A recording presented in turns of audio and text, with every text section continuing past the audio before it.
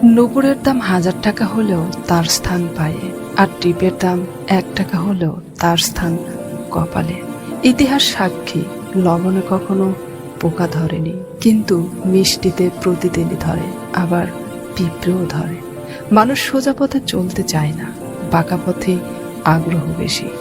তাই তো মদ বিক্রেতাকে কোথাও যেতে হয় না, কিন্তু দুধ বিক্রেতাকে বাজারে দাঁড়ে দাঁড়ে ঘুরতে হয়।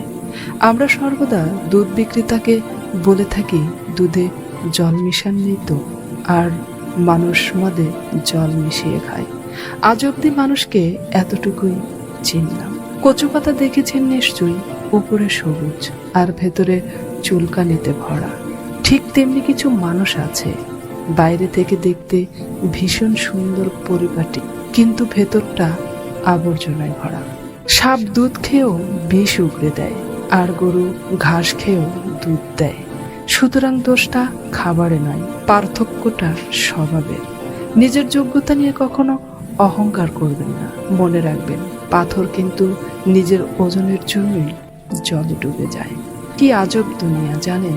যার চোখে ঘুম আছে তার কাছে ভালো বিছানা নেই, আর যার কাছে ভালো বিছানা আছে তার চোখে ঘুম নেই। যার মনে দয়া আছে তার কাছে দেওয়ার মতো কিচ্ছু নেই, আর যার কাছে দেওয়ার অনেক কিছু আছে তার দেওয়ার মতো মনটাই নেই।